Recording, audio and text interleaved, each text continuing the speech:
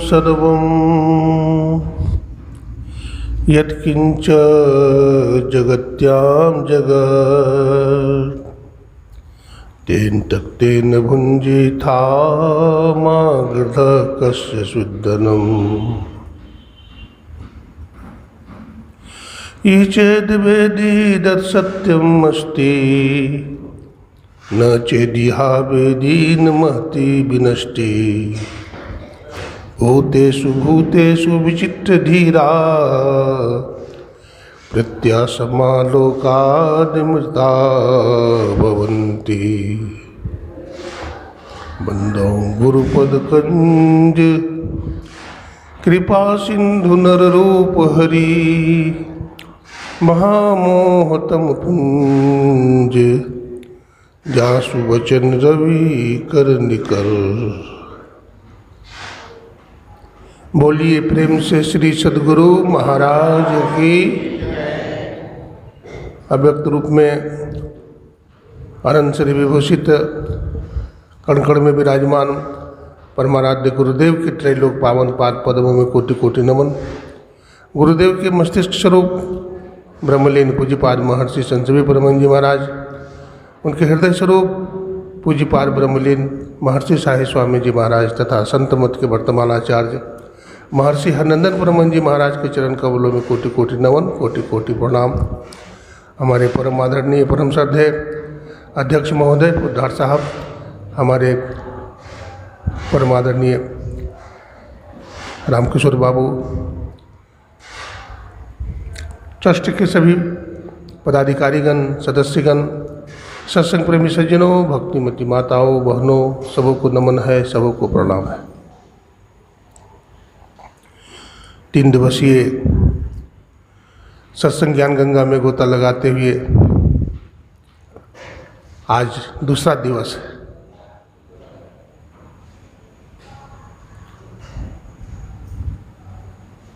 अभी परमाराध्य गुरुदेव के संबंध में सुन रहे थे। गुरुदेव अपने जीवन में सत्संग और ध्यान को पकड़ लिया, सदाचार को। सत्संग, ध्यान, सदाचार, तो कितना ऊपर उठ गए। जीवन का जो सबसे सर्वोत्तम पद है, सर्वोच्च पद है, संत पद को प्राप्त कर लिया। और गुरु महाराज के जीवन में बहुत सारा चमत्कार हुआ। चमत्कार से भरा हुआ गुरु महाराज की जीवनी है। गुरु महाराज बड़े दयालु प्रकृति के थे, बहुत दयालु थे। गोस्वामी जी कहते हैं, संत हृदय नवनीत समाना, कहा कवि पर कहे न जाना, निज प्रताप द्रवह नवनीता, पर दुख द्रवह संत सुपुनीता। संत किनको कहते हैं? जिन्होंने शांति प्राप्त कर लिया है। विद्यते हृदय ग्रंथिस छिदन्ते सर्व संशया, क्षीयन्ते चास्य कर्माणि तस्मिन् दृष्टि परावरे। जिनकी हृदय की ग्रंथि खुल चुकी है, उनको संत कहते हैं। जो भूत भविष्य वर्तमान सबके ज्ञाता हैं, जो एक तत्व में स्थिर हो गए हैं, जिन्होंने खड्विकारों को जीत लिया है, अपने इंद्रिय मन को काबू में कर लिया है, ऐसे को संत कहते हैं। तो गोस्वामी जी उनके संबंध कर में कह रहे थे, खड विकार जित अनग कामा। संत खड विकारों को जीते हुए होते हैं, अनग होते हैं, यानी निष्पाप होते हैं, और उनके अंदर कोई कामना, कोई इच्छा नहीं होती। संत कबीर साहब कहते हैं, निर्वैरी निहकामता साई सेती नेह, विषय सो न्यारा रहे संतन कांगे। संत के कोई शत्रु नहीं होते, निर्वैरी होते हैं, और निष्कामता, उनके अंदर कोई कामना इच्छा नहीं होती, कोई वासना नहीं होती। साईं सेती ने परमात्मा से प्रेम करने वाले होते हैं, परमात्मा का भजन करने वाले होते हैं। अब विषयन सोन्यारा रहे, विषयों से, काम, क्रोध, लोभ, मोह, मद मत्सर से दूर रहते हैं, उनको संत कहते हैं। संत का कोई वेश नहीं होता। एक बार एक मुझे प्रसंग याद आ गया। परमाराध्य गुरुदेव की पैतृक भूमि शिकलीगढ़ धरारा है, और शिकलीगढ़ धरारा में गुरु महाराज जाते थे कभी कभी, और वहाँ भजन भी करते थे, सत्संग का प्रचार भी करते थे। तो आश्रम में ही शिकलीगढ़ धरारा में केले का बगान है, केले का बगान है। तो एक चोर पहुंच गया बगान में, और एक बड़ा घौर जो है केला का काट लिया। काट ही रहा था कि आश्रमवासी जग गए, खड़खड़ की आवाज़ सुना, पकड़ लिया, चोर चोर करके पकड़ा गया। अब लोगों ने क्या किया, उनके हाथ पैर को, पूरा शरीर को मोटा रस्सा से बांध दिया। पूरे रात भूखा प्यासा बेचारा रहा, कस करके जो रस्सा से बांधा था, तो खून निकल रहा था उसके पीठ से, उसके पैर से, उसकी अंगुलियों से खून बह रहा था। गुरु महाराज से कहा गया, गुरुदेव रात में चोर आया था, केला का एक घौर काट लिया था, हम लोगों ने उसे बांध दिया है। बोला, अरे तूने ठीक नहीं किया। बोला, केला जो चुराया हमने बांध दिया, पूरा रात भूखा रखा। गुरु महाराज ने कहा, तूने ठीक नहीं किया, देखो इतना जोर से तुम्हें नहीं बांधना चाहिए, बेचारा गरीब आदमी होगा तब नहीं चोरी करता है। अरे माँ, इसका परिवार के लोग इंतजार में होंगे, कहाँ गया कहाँ गया, तूने पूरा रात भूखा रखा। सुनो, दही चूड़ा है? बोला, हाँ गुरुदेव दही चूड़ा तो है। बोला, इसको स्नान कराओ पहले, इसको धोती दे दो। नहीं पहन लेगा, पहनने को नहीं है, कैसे स्नान करेगा? एक नई धोती दे दो, एक कुर्ता दे दो, एक गमछा दे दो, स्नान कर लेगा। इसको दही चूड़ा चीनी खिला दो भर पेट। और देखो, एक घौर जो केला काटा था ना, बहुत उम्मीद से काटा था, इसके घर के बच्चे इंतजार में होंगे, एक घौर अकेला इसको दान में दे दो। एक घौर अकेला उसको दान में दे दिया गया। संत कितने दयालु होते हैं। बतलाते हैं वो चोर पर इस घटना का इतना प्रभाव हुआ, गुरु महाराज का विचार समझ करके, दयालुता को समझ करके धीरे धीरे चोरी करना छोड़ दिया, और गुरु महाराज से दीक्षा भी ले लिया, सत्संगी बन गया। कबीर साहब कहते हैं, संत बड़े परमार्थी, शीतल जिनके अंग, तपन बुझावे और को, और दे दे अपनी अंग। ऐसे गुरु महाराज थे। तभी तो हमारे आदरणीय पोद्दार साहब के मन में भावना जगी कि गुरु महाराज 1980 में आए थे, और हम लोग इस परंपरा को स्थिर नहीं कर पाया। 40 वर्ष बीत जाने के बाद मानस पटल पर ये बात आई कि नहीं, 3 त्रिदिवसीय सत्संग यहाँ होना चाहिए गुरु महाराज के उपलक्ष्य में। हमारे गुरुदेव आए थे, तो यहाँ के पदाधिकारियों ने, हमारे शर्मा जी बैठे हुए हैं, पोद्दार साहब हैं, कमेटी के लोग हैं, सबकी इच्छा से, सर्वसम्मति से यहाँ पर त्रैदिवसीय सत्संग का शुभारंभ हुआ। तो ऐसा मौका का लाभ उठाना चाहिए, अधिक से अधिक लोगों को इसमें भाग लेना चाहिए। और सत्संग क्या है? जीवन का सुधार है। सत्संग सुना और जीवन का सुधार नहीं हुआ तो सत्संग से क्या फायदा हुआ। लेकिन हाँ, सुधार होगा, सुधार होता है, धीरे धीरे होता है। आप दवा खाते हैं तो दवा एक ही दिन में असर करती है, धीरे धीरे धीरे धीरे दवा अपना असर दिखाता है। ठीक उसी प्रकार से सत्संग का भी असर होता है, धीरे धीरे धीरे धीरे ये अंदर में असर करता है। सभी बुरे विकार छूट जाते हैं, विषय छूट जाते हैं, खैनी खाना, दारू पीना, गलत गलत कर्म करना भी छूट जाता है।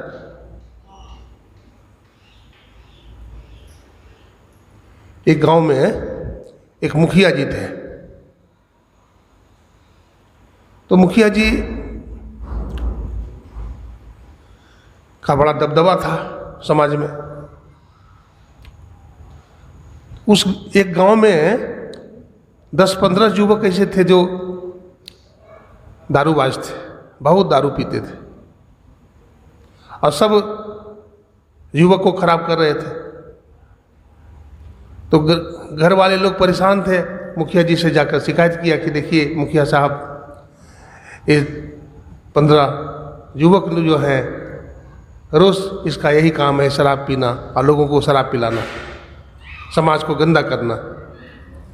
आप जरा इस पर ध्यान दें, सुधारें, उसको समझावें।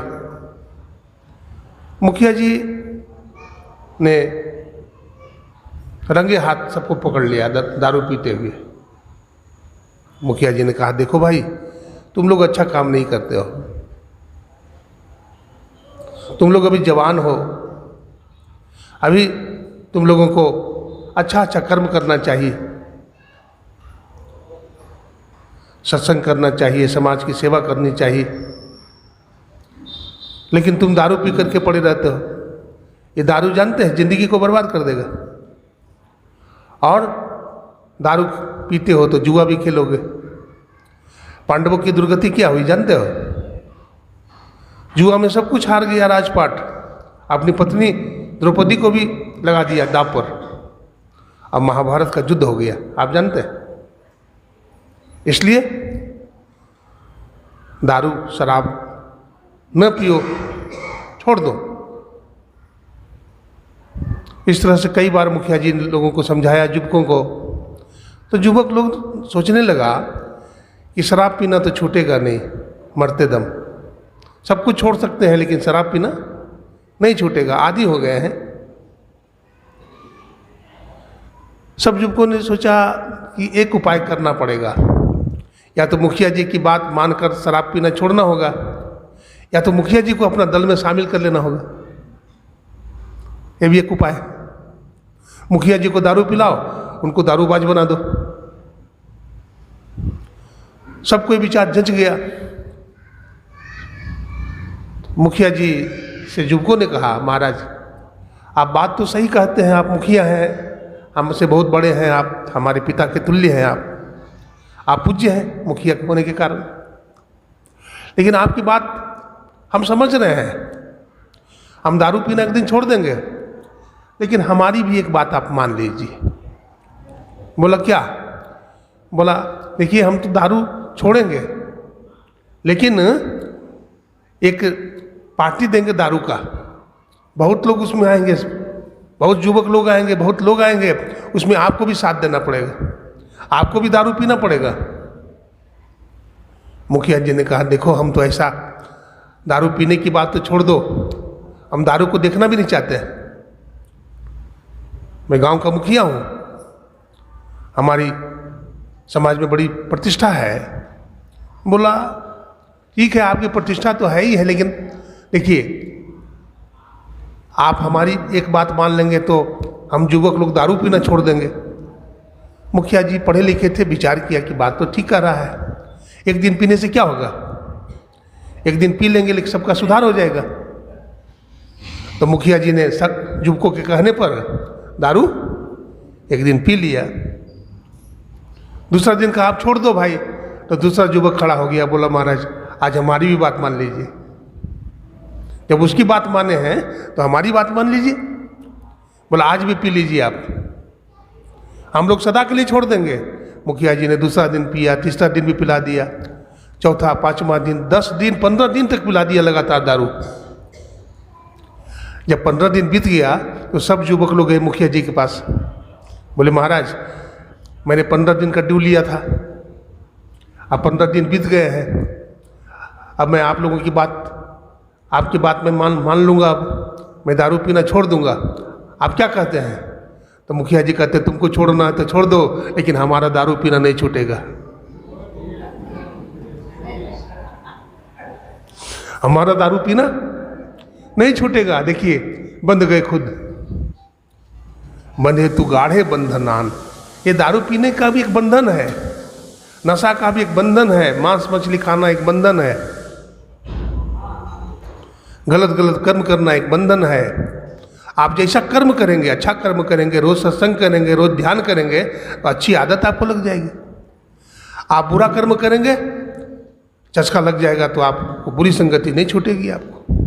इसलिए कबीर साहब ने कहा, कबीरा संगत साधु के हरे और की व्याधि, असंगत बुरी असाधु के आठों पर उपाधि। साधु की संगति कैसी है? तो हरे और की व्याधि, व्याधि माने संकट, दुख को हरने वाली। असाधु की संगति दुख देने वाली है, परेशानी में डालने वाली है, संकट में डालने वाली है। इसलिए संत का संग कीजिए। संत संग अपवर्ग कर, कामी भव कर पंथ, कह संत कवि कोविदा, श्रुति पुराण सदग्रंथ।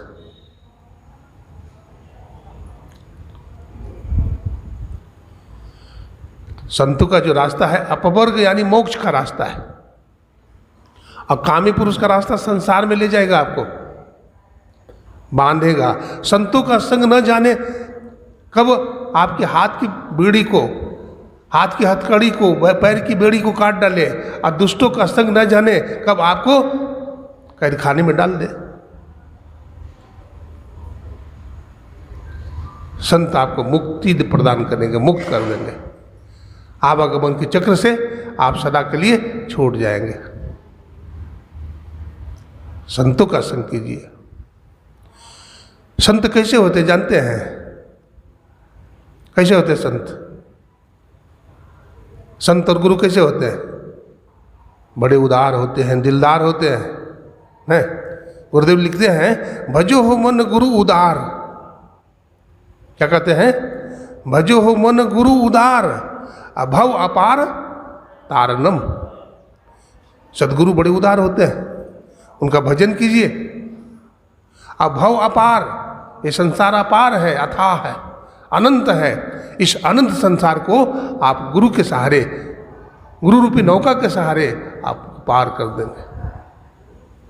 भजो भजो गुरुदेव हो भाई, गुरु गुरु गुरुदेव जी, भक्ति नाव में ले चढ़ाई, भक्ति नाव में ले चढ़ाई, पार करे भव खेब जी। भजो भजो गुरुदेव हो भाई, गुरु गुरु गुरुदेव जी। भक्ति नाव में चढ़ाएंगे गुरुदेव, और खे करके क्या करेंगे? भवसागर पार कर देंगे।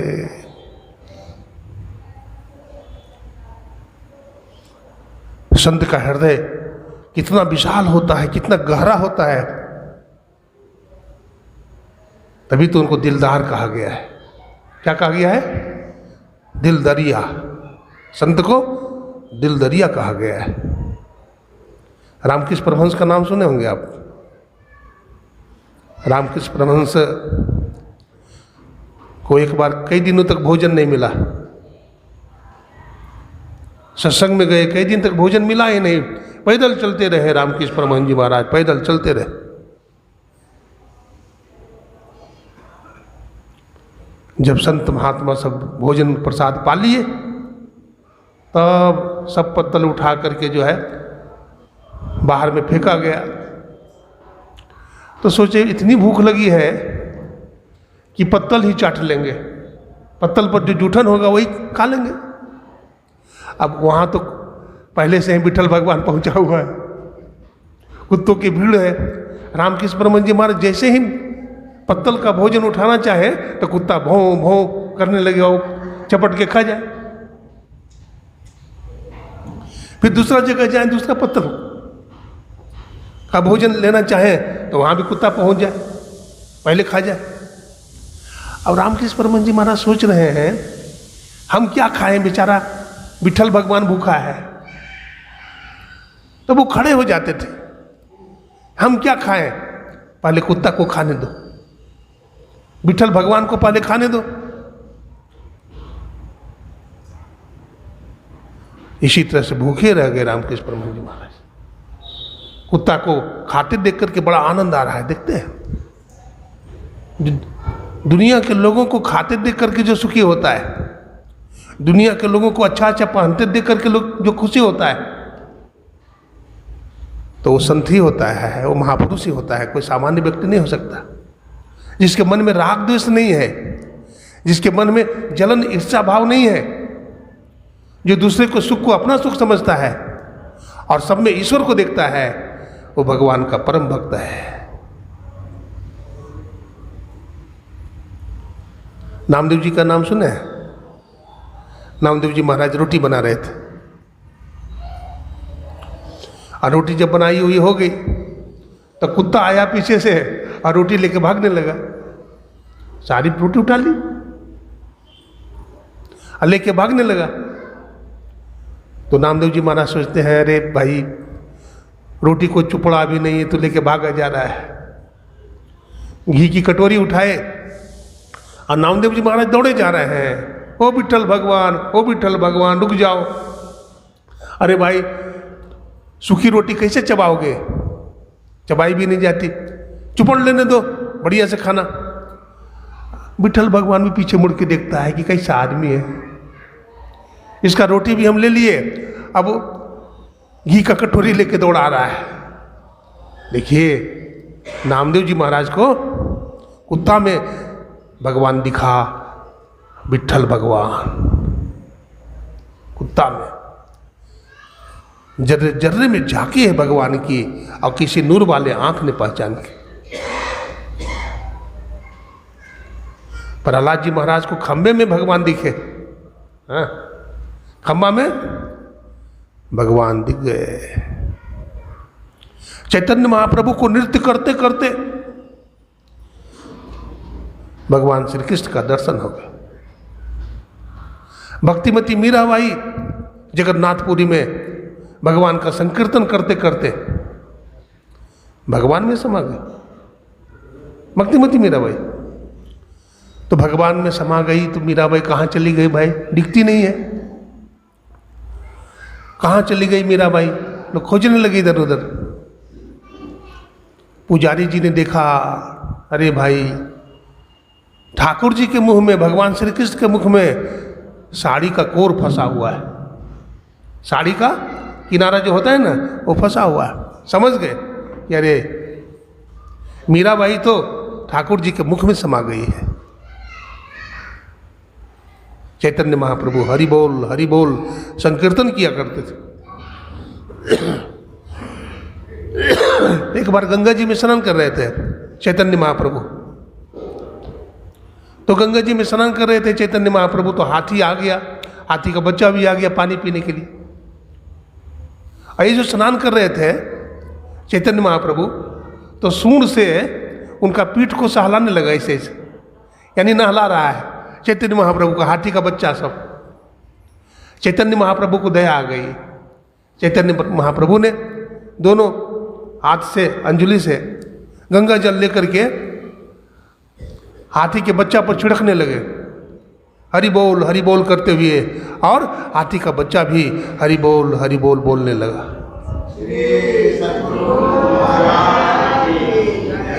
हाथी का बच्चा भी हरि बोल बोलने लगा। लेकिन नाम में बड़ी शक्ति है।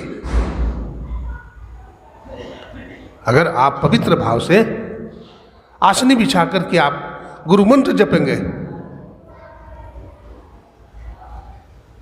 जपते रहिए, जपते रहिए, जपते रहिए, चाहे मुंह में दर्द हो जाए।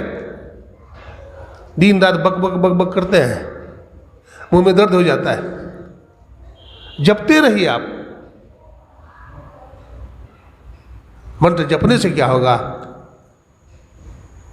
आपकी रचना पवित्र हो जाएगी, आपका मन पवित्र होगा, आपका विचार पवित्र होगा, आपकी बुद्धि पवित्र होगी और आपका जीवन भी पवित्र हो जाएगा। तो मंत्र खूब जपिए आप। और उसके बाद फिर क्या कीजिए? नाम के बाद रूप का नंबर आता है।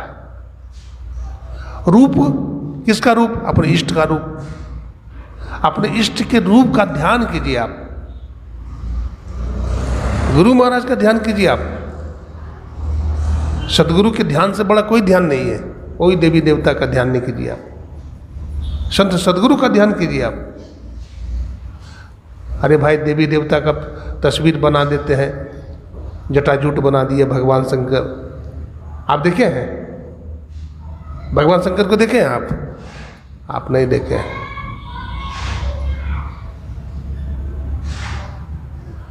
कैसा बना दिया, कैसा कल्पना कर लिया। लेकिन सदगुरु को आप देखे हैं? जैसे आप ना, सदगुरु को आप देखे हैं तो उनका ध्यान करेंगे आप तो आपको ज्यादा लाभ होगा।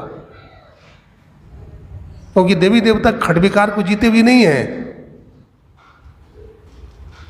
इंद्र का हाल देखिए, बड़ा कामुक प्रकृति का इंद्र, इंद्रासन का राजा है, देवताओं का राजा है इंद्र। और करतूर देखिए, गौतम ऋषि की धर्मपत्नी अहिल्या जी का पातिव्रत्य नष्ट कर दिए। और उनका ध्यान करेंगे तो क्या होगा?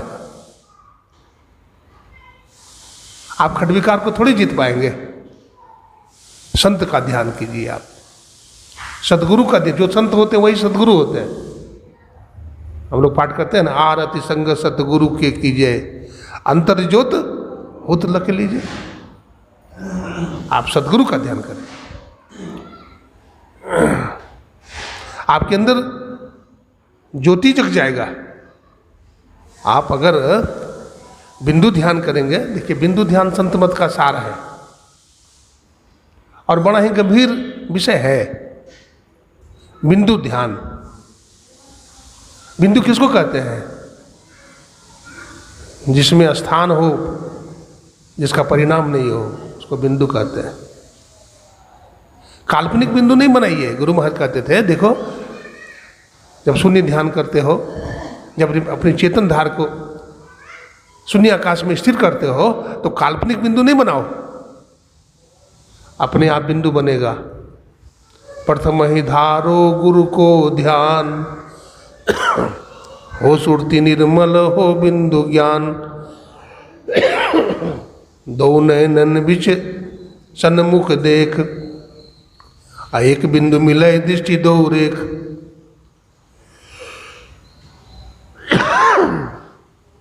बस शरीर गर्दन मस्तक को सीधा करके एकदम बैठ जाइए। आप सामने में देखिए, बिल्कुल सामने में देखिए। पूज्य पाद शाही स्वामी जी महाराज कहते हैं, गुरु जुक्ति से ताक गगन में, तब झलके एक तारा है। गुरु जुक्ति से आप ताकिए, देखिए, आपको एक तारा का दर्शन होगा। गुरु नानक देव जी महाराज कहते हैं, तारा चढ़िया लम्मा, क्यों नदर निहालिया राम। सेवक पूर करम्मा सदगुरु, सबद दिखा लिया राम।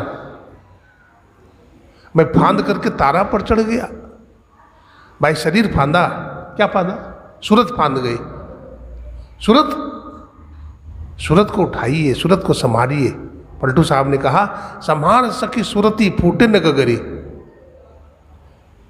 और गुरुदेव लिखते हैं, सूरत संभारो अधर चढ़ाओ, झिलमिल ज्योत जगाओ री। सूरत की चर्चा बहुत बार आया। गुरु मम सूरत को गगन पे चढ़ाना, दया करके सतधुन की धारा गाना। हे गुरुदेव, हमारे सूरत को गगन गामनी बना दीजिए, चढ़ा दीजिए ब्रह्मांड में, और दया कीजिए हम पर, और सतधुन यानी सार शब्द को पकड़ा दीजिए। सार शब्द को सदगुरु पकड़ाएंगे, कोई देवी देवता नहीं पकड़ाएगा, याद रखिए। सार शब्द को सदगुरु पकड़ाएंगे आपको। साधक भटकता है अंदर में, हाँ, जब बिंदु नहीं मिलता है तो गुरु कृपा करते हैं। गुरु की कृपा करते हैं और कृपा करके बिंदु पकड़ा देते हैं। बिंदु नाद अगुआए तुम्हें ले जाएंगे, अरे हारे में ही ज्योति मंडल सहनाद की शहर दिखाएंगे। दृष्टि योग अभ्यास अति ही करत, कपनी सहजय छुटे प्रौढ़ हो वै सूरत। दिल दरवाजा टूटे नजर की जोर से, अरे हारे में ही लगे टकटकी खूब जोर बर जोर से। देखिए, जो बिंदु ध्यान करता है ना उसको बड़ा रस मिलता है। अगर बिंदु में मन लग गया आपका तो शरीर का होश खत्म हो जाता है। हम पिंड से ब्रह्मांड में चले जाते हैं और बेहोशी की हालत में चले जाते हैं। कुछ भी वहां पता नहीं, कोई आदमी नहीं दिखेगा वहां, किसी की आवाज सुनाई नहीं पड़ेगी, आप तो चले गए दूसरे लोक में। अब बताइए उस लोक में कितना आनंद है। ये तो नीचे का लोक है, और ऊपर जाइए ना कितना आनंद। कबीर साहब ने कहा, कहो उस देश की बतियां जहां नहीं होती दिन रतियां, जहां दिन रात नहीं है, जहां सुख दुख नहीं है, जहां पवन पानी नहीं है, जहां धरती आसमान नहीं है। अब वो कौन सा देश होगा? वहां गमकाल की नहीं गए वह देश जिन जानी, कबीरा देश है न्यारा, अलख है कोई राम का प्यारा। वो न्यारा देश है जहां कोई राम का प्यारा पहुंचता है। कोई कोई बिरला यही विदनाम का है, कोई कोई माँ का बिरला ऐसे ध्वन्यात्मक नाम को पकड़ता है। नाम दो तरह का होता है, एक वर्णात्मक नाम और दूसरा ध्वन्यात्मक नाम। हम बोलते राम राम, शिव शिव, हरि हरि, वाहेगुरु, ये वर्णात्मक नाम है। इसका उच्चारण हम जिह्वा से करते हैं, मुंह से करते हैं, ओष्ठादि दांत आदि के सहारे करते हैं, लेकिन जो ध्वन्यात्मक नाम है उसको कैसे पकड़ते हैं? तो ध्वन्यात्मक नाम को हमारा सूरत पकड़ती है। और सूरत किसको कहते हैं? ख्याल को। कबीर साहब कहते हैं, मन उल्टे तो सूरत कहावे। मन जब उलट जाती है, यानी जब अंतर्मुखी हो जाती है, तब सूरत कहलाती हो। राधा स्वामी जी महाराज ने कहा, सूरत क्यों भूल रही, चेत चलो स्वामी पास, सूरत क्यों भूल रही। हे इन दिन तू भोग दीवानी, क्यों पड़ो काल के फांस। जल्दी से तुम मुख को मोड़ो, अंदर अजब विलास। सूरत क्यों भूल रही, अचेत चलो स्वामी पास। इंद्रियां भोगी है, इंद्रियां आपको अंतर्मुखी होने नहीं देगा। आँख से हम रूप देखते हैं, आँख से रूप विषय का ज्ञान होता है, कान से शब्द विषय का ज्ञान होता है, नाक से सुगंध दुर्गंध का ज्ञान होता है, जीवा से रसास्वादन करते हैं, त्वचा इंद्रियां से कोमल मुलायम कड़ा चीज का अनुभव होता है, स्पर्श सुख लेते हैं इसे। तो ये सब हमको गड्ढा में गिराने वाला है। हम विषयों से हटे, विषयों से अपने को हटावे। एक कैसे होगा? ध्यान करने से होगा। जब आप ध्यान करेंगे, आपका मन विषयों से उपराम हो जाएगा। आपका इंद्रियां का जो लगन है, विषय भोगने की जो कामना है, ये कामना ही समाप्त हो जाएगी। आप जैसे रास्ते में जा रहे हैं, ठीक है, और रास्ते में जा रहे हैं और विष्ठा के हौद में गिर गए, आप यहाँ तक आप डूब गए विष्ठा में, आपको कैसा लगेगा? बोलिए, अच्छा लगेगा? रूई से पोंछ लेंगे, कपड़ा से पोंछ लेंगे तो ठीक है, काम चल जाएगा? नहीं चलेगा। जब तक स्नान नहीं कर लेंगे बढ़िया से, तब तक आपको चैन नहीं आएगा। गंदा है, गंदगी है, आँख से नीचे वाला भाग सब गंदा है, नरक है। आँख से कीची निकलता है, नाक से नेटा पोटा है, मुख से थूक खखार है, और नीचे आइए, जितना नीचे आइए गंदगी है, पेशाब है, पैखाना है। कोई बढ़िया चीज़ है इसमें? नहीं है। लेकिन जरा 9 दरवाजा से ऊपर उठाइए, 10वां दरवाजा में जाइए, तब क्या है? गुरु महाराज लिखते हैं, सुखमन के जीना नाल से अमृत की धारा बही रही, अमीन सूरत धार धर भाठा से सीरा चढ़ रही।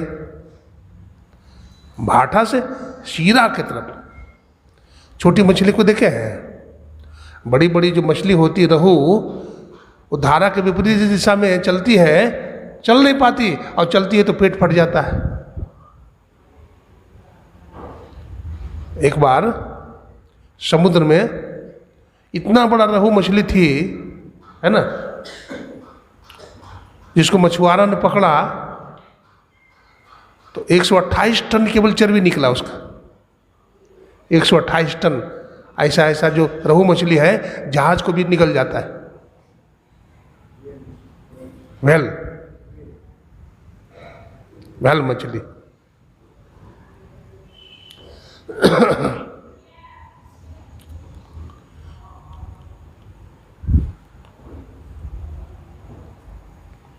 ये मानव का जो जीवन मिला है हमें, केवल खाने सोने के लिए नहीं मिला, केवल बिजनेस व्यापार करने के लिए नहीं मिला।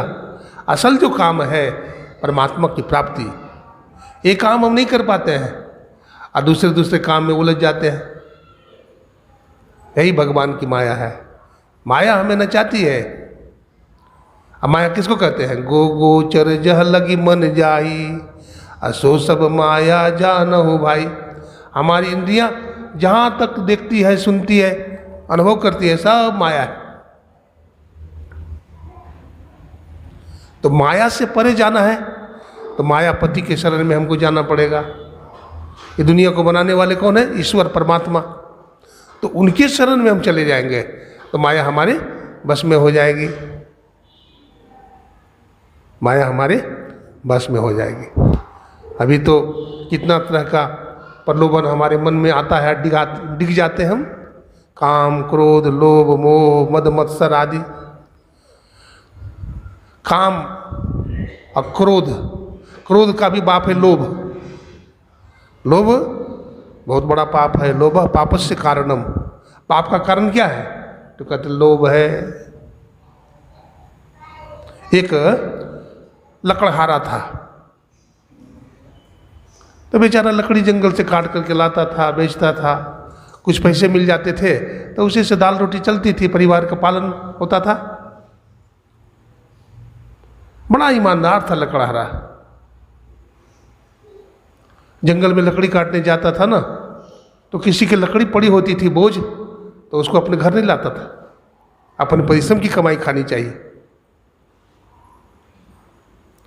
नहीं चाहिए इस दुनिया में अपना राज्य माना, और नहीं चाहिए औरों की मुँह की रोटी खा जाना। सिकंदर दुनिया को बहुत लूटा, शांति मिल गई ना सिकंदर को।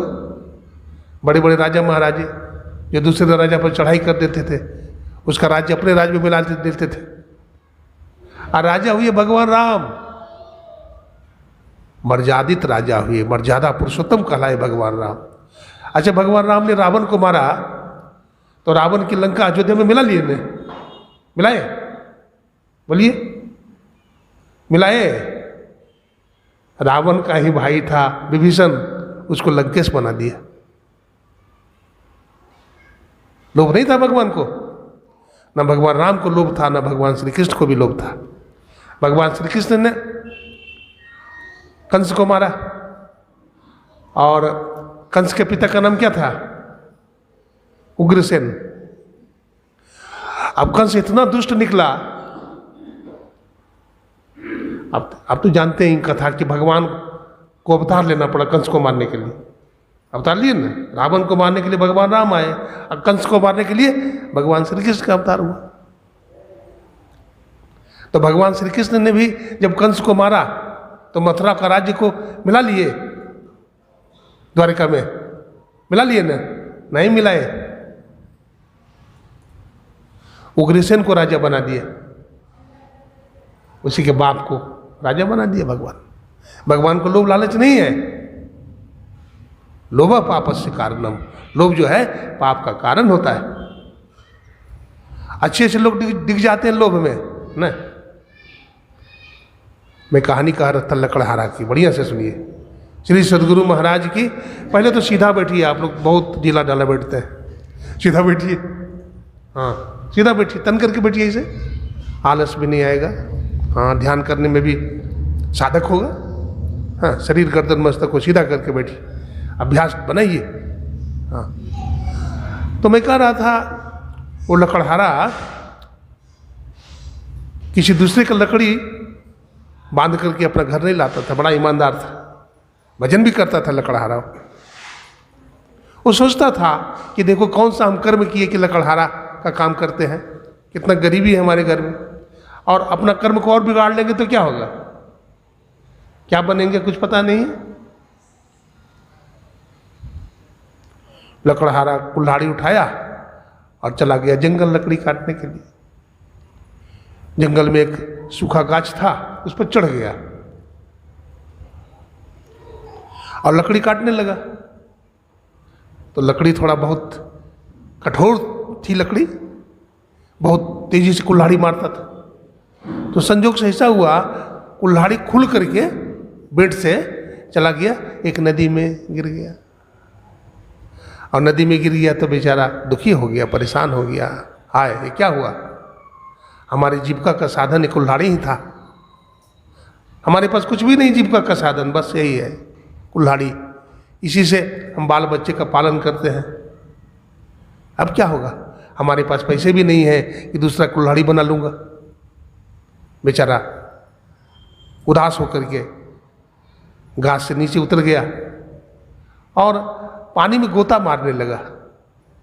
8-10 गोता मारा बेचारा। सर्दी का मौसम, कांपने लगा, बैठकर रोने लगा। एक ब्राह्मण देवता आ गए, प्रकट हो गए ब्राह्मण देवता। ब्राह्मण देवता ने पूछा, भाई क्या बात है, क्यों रो रहा है तू? बोला महाराज मैं लकड़हारा हूँ, लकड़ी काटने जंगल आया था, हमारी कुल्हाड़ी नदी में गिर गया है। वो इंद्र थे, वो ब्राह्मण के रूप में कौन थे? इंद्र देवता थे। तो कहा कि कोई बात नहीं है, मैं तुम्हारा कुल्हाड़ी निकाल देता हूँ, चिंता मत करो। उन्होंने गोता लगाई और गोता लगाते हुए बाहर निकले। एक चमचमाती हुई सोना का कुल्हाड़ी दिया, बोले ये तुम्हारा है? बोला नहीं नहीं महाराज ये हमारा नहीं। फिर दूसरा गोता मारा, फिर चांदी का कुल्हाड़ी निकाला, बोले ये है तुम्हारा? बोला ये भी हमारा नहीं है। तीसरा गोता फिर मारा, पीतल की कुल्हाड़ी, ये तुम्हारा है? बोला ये भी हमारा नहीं है। चौथा बार फिर गोता मारा और वही लोहा की कुल्हाड़ी निकाला, बोले तुम्हारा है? हाथ बढ़ाते हुए कहा महाराज यही हमारा है। इंद्र भगवान समझ गए कि लगता है कोई सामान्य मानव नहीं है, बड़ा उदार धार्मिक है, इसको लोभ नहीं है। बड़े खुश हो गए। ईमानदार आदमी से लोग बहुत खुश हो जाता है, ये बहुत अच्छा आदमी है नहीं? कहा देखो भाई लकड़हारा, तुम बहुत गरीब हो, तुम सब कुल्हाड़ी ले जाओ। वो लकड़हारा ने कहा महाराज हम सब कुल्हाड़ी नहीं लेंगे, हम अपनी कुल्हाड़ी लेंगे। बोला क्यों? बोला हम लेंगे बिना मेहनत का, बिना कमाई का ले लेंगे, बिना परिश्रम का ले लेंगे तो हमारा आदत खराब हो जाएगा, हम आलसी और निकम्मा हो जाएंगे, इसलिए हम नहीं लेंगे। बोला देखो हम अपनी इच्छा से दे रहे हैं ना। बोला इस इतनी कीमती कुल्हाड़ी को हम क्या करेंगे, सोने की कुल्हाड़ी? बोला मैं बताता हूँ ना, इसको बाजार में बेच देना, इससे जो पैसे मिलेंगे संत महात्मा का भोज भंडारा करा देना, एक बहुत बड़ा सत्संग करा देना, लेकिन सत्संग की बड़ी महिमा है नहीं। इंद्र भगवान ने क्या कहा, एक बहुत बड़ा सत्संग करा देना और संत महात्मा भक्त लोग को भोजन करा देना। अब बोला तो भी पैसा खर्च नहीं हो, तो बोला एक बैलगाड़ी खरीद लेना, उस पर लकड़ी ढोना। बहुत कहने पर बात मान लिया लकड़हारा ने, बोले चलो संत महात्मा की सेवा में लगा देंगे। 3 कुल्हाड़ी, सोना वाला, चांदी वाला और तांबा वाला, अपनी कुल्हाड़ी रख लिया और 3 कुल्हाड़ी को बाजार में बेचा, बहुत पैसे मिले। सब कुछ हो गया, भोज भंडारा भी हो गया, सत्संग भी हो गया और बैलगाड़ी भी हो गई। अब वो बहुत आराम से रहने लगा, लेकिन लकड़ी काटना नहीं छोड़ा। हाँ, अपना जो काम था वो नहीं छोड़ा, अपना लकड़ी काटता रहा। लेकिन उनका जीवन सुखमय हो गया। गांव वाले लोगों ने देखा कि भाई क्या बात है, अब इसका आर्थिक स्थिति बहुत सुधर गया है, ये धनवान हो गया है, बैलगाड़ी भी खरीद लिया और इतना बड़ा भोज भंडारा सत्संग करवा लिया। तो एक उसका मित्र ने पूछा कि मित्र बताओ सच सच, हमसे छिपाना मत, तूने इतना धन कहाँ से ले आया? वो भक्त ने कहा कि देखो, आदमी का समय सब दिन एक जैसा नहीं होता है। बहुत धनवान आदमी भी गरीब हो सकता है और बहुत गरीब आदमी भी अमीर हो सकता है। धन संपत्ति लक्ष्मी बड़ी चंचल है, ये किसी एक आदमी की नहीं है। बुद्धिमानी यही है कि भगवान ने लक्ष्मी दिया है। रहीम कवि कहते हैं, जो जल बाढ़े नाव में और घर में बाढ़े दाम, तो 2 हाथ उलीचिए यही से आलो काम। नाव में पानी बढ़ जाए तो क्या करना चाहिए? और भर देना चाहिए पानी, बाहर निकालो, नहीं तो नाव डूब जाएगी। भगवान ने बहुत दिया है तुम्हें, तो अच्छा काम में लगाओ, नहीं तो चोर लूट लेगा, आग लग जाएगी। और ये जो है ना सरकार, है ना, ये कैप्चर कर लेगी, धन को हरण कर लेगी।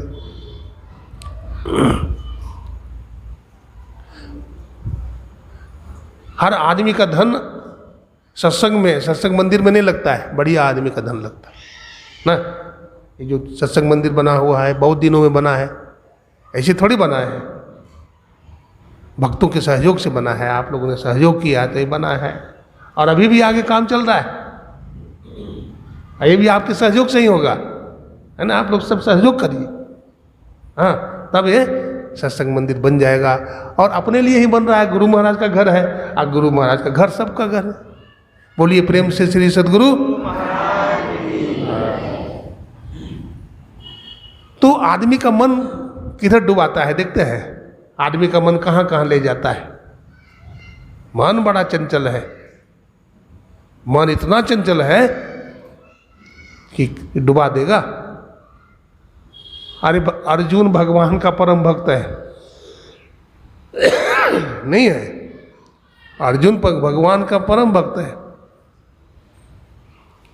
अब अर्जुन इतना वीर है, गांडीवधारी है, ऐसा अद्वितीय गांडीवधारी है। अब महाभारत के युद्ध में, कुरुक्षेत्र के मैदान में कौरव और पांडव की सेना खड़ी है, और वहां पर अर्जुन कहता है, मनः चंचलम कृष्णम प्रमाथि बलभद्रम। हे प्रभु, हमारा मन बड़ा चंचल है, मन को मंथन करने वाला है, अब वायु के समान गतिशील है। भगवान कृष्ण क्या कहते हैं, हे कुंती नंदन, मन चंचल और चलायमान तो अवश्य है, लेकिन अभ्यासे न तो वैराग्य न गृह्यते। अभ्यास और वैराग्य के द्वारा ये चंचल और चलायमान चित्त को, मन को स्थिर करो। अभ्यास कीजिए। हमारे गुरु महाराज ने कहा, ध्यानाभ्यास करो सद सद ही, चातक दृष्टि बनाई हो। लखत लखत छवि बिंदु प्रभु की, ज्योति मंडल धसिधाई हो। ध्यान करिए, इससे मन क्या होगा? बस में होगा, इंद्रियां काबू में हो जाएगी। सजोबाई कहती है इड़ा पिंगला ऊपर पहुँचे, सुखमन पाट उघारा, भयाजी हरिरस पी मतवारा। गंग जमुन बीच आसन मारियो, चमक चमक चमकारा, भयाजी हरिरस पी मतवारा, भयाजी हरिरस पी मतवारा। मैं हरिरस पी करके मतवारी हो गई। गंगा जमुना में गोता लगाया, गंगा जमुना में जो गोता लगाया, आसन लगाया, प्रकाश मंडल में चली गई और चांद सूरज का दर्शन होने लगा, परमात्मा की आवाज सुनाई पड़ने लगी। अब ऐसी स्थिति सहजोबाई की हो गई। भगवान कृष्ण के सामने अर्जुन खड़ा है। भगवान ने क्या कहा? मन को बस में करने के लिए अभ्यास करो, ध्यान करो और वैराग्य रखो। वैराग्य क्या है? ये शरीर सब दिन नहीं रहेगा। शरीर कैसा था? छोटा सा, कितना शिशु था, बच्चा ना, धीरे धीरे बड़ा होते होते जवान हो गया, सुंदरता खत्म हो गई। हाँ, बच्चा का जब जन्म होता है तो बच्चा बड़ा सुंदर लगता है, उसकी कोई कामना, कोई वासना, कोई इच्छा होती है बच्चा को? बच्चा को कोई लगता है कि हमारा है? सब अपना है, जो गोद में उठा लिया वही अपना है। लेकिन धीरे धीरे तेरा मेरा सिखाते सिखाते तेरा मेरा करने लगता है बच्चा। धीरे धीरे संसार का जो विषय है सवार होने लगता है, मन धूमिल होने लगता है, इंद्रियां बेकाबू होने लगती है। इसलिए संत महात्मा कहते हैं मन को न बहकने दो, मन मारो तन बस करो, साधो सकल शरीर, फिकर फार कथनी करे, ताका नाम फकीर। मन को मारो, तन को बस में करो।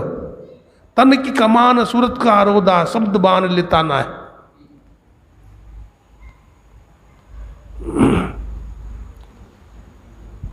तन की कमान बनाओ और सूरत का रोदा बनाओ और शब्द रूपी बाण से प्रहार करो।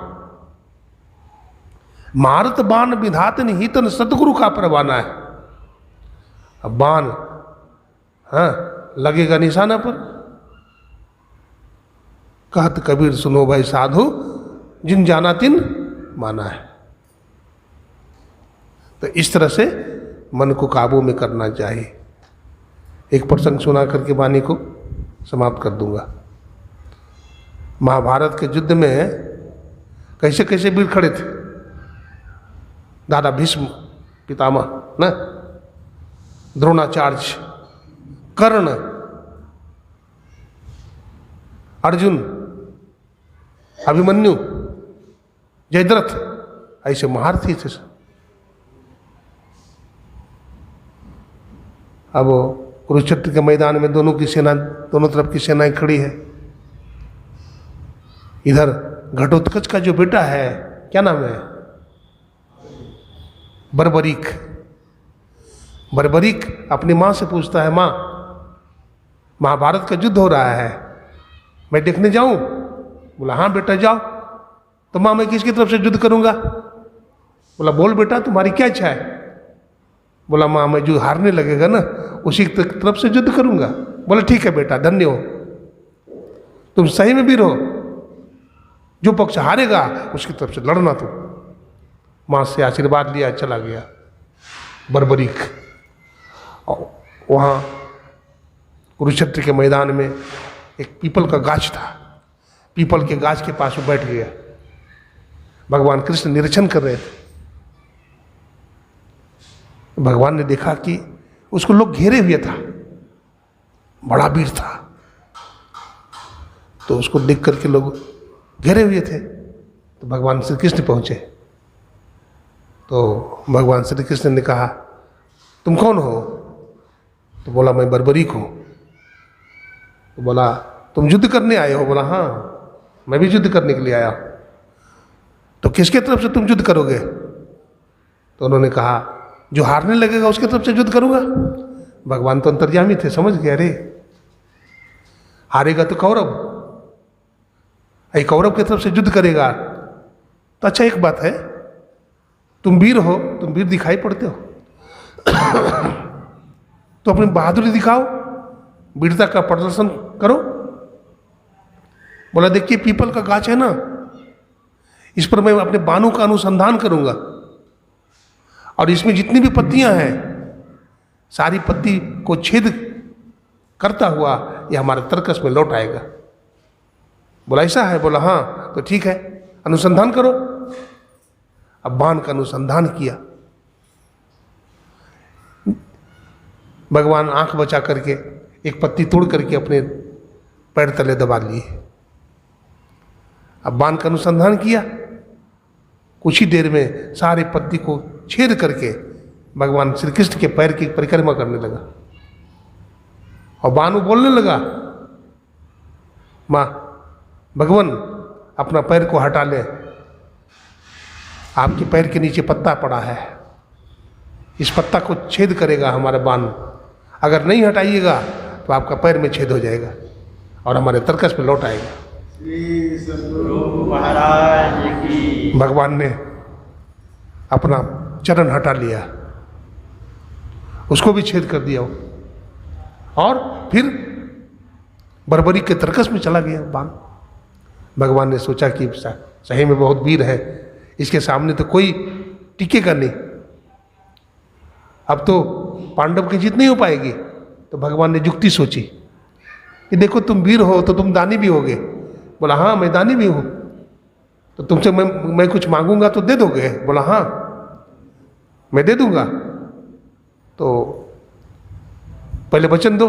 बोला हाँ दिया वचन, तो तुम अपना सिर दे दो मुझे। तो बोला ठीक, सिर तो दे दूंगा मैं, क्योंकि मैं वचनबद्ध हूं, लेकिन मैं महाभारत का युद्ध देखने के लिए आया था अपने माँ से आदेश लेकर के, तो हमारी मन की इच्छा रह गई। तो भगवान ने कहा मैं प्रबंध कर देता हूं। भगवान ने सुदर्शन चक्र चलाया, उसका गर्दन कट गया। तो भगवान ने क्या किया, एक लंबा बांस में के सहारे उसका सिर जो है उसमें बांध दिया बांस में, और उसको गाड़ दिया कुरुक्षेत्र के मैदान में ऊंचाई पर। अब युद्ध चल रहा है और देख रहा है, महाभारत का युद्ध 18 दिन चला, बहुत सारे वीर सैनिक मारे गए। तो सब कहने लगे, भीम कहने लगा कि हमारे कारण युद्ध में विजय मिला है। अर्जुन ने कहा हमारे कारण है, कुछ और वीरों ने कहा हमारे कारण, भीम ने कहा हमारे कारण है, दुर्योधन ने कहा हमारे कारण है, आज सब कुछ कहने लगा। तो भगवान ने कहा कि देखो आप ही बताइए भगवान। तो भगवान ने कहा देखो मैं नहीं बता सकता, बर्बरीक से पूछो, क्योंकि बर्बरीक युद्ध देखने आया है, देख रहा था बर्बरीक, तो वो अच्छा बताएगा, सही बताएगा। तो बर्बरीक से पूछा गया कि बर्बरीक बताओ महाभारत के युद्ध में तूने क्या देखा, किसकी वीरता के कारण युद्ध में विजय मिली? बर्बरीक ने कहा प्रभु, आंख से आंसू टपकने लगा, बोला प्रभु मैंने किसी वीर को नहीं देखा इसमें युद्ध करते हुए, आपके सुदर्शन चक्र को चलते हुए देखा। आपका सुदर्शन चक्र ही सभी वीरों को सफाया कर रहा था और दुनिया में मैं किसी चीज को नहीं देखा। देखिए भगवान अवतारी महापुरुष थे, है ना। भगवान के सामने ही 56 कोटि यदुवंशियों का नाश हो गया भगवान, है ना। जब जब हो धर्म की हानि, जब धर्म की हानि होती है तो भगवान का अवतार होता है। यदा यदा ही धर्मस्य ग्लानिर्भवति भारत तदात्मानम अभ्युत्थानाय संभवामि जुगे जुगे परित्राणाय साधूनाम विनाशाय च दुष्कृताम धर्म संस्थापनार्थाय संभवामि युगे युगे। तो भगवान का अवतार होता है, भगवान इस धरती पर आते हैं और भक्तों की रक्षा करते हैं, दुष्टों का संहार करते हैं। कहने का बहुत बात है, अब समय हो गया है ना। और भोज भंडारा भी तैयार है कि पोदार साहब तैयार है ना, है ना। फिर अपराह्न काल में सत्संग होगी। इसकी विशेष सूचना हमारे रामकिशोर शर्मा जी देंगे। बोलिए प्रेम से श्री सद्गुरु महाराज की जय।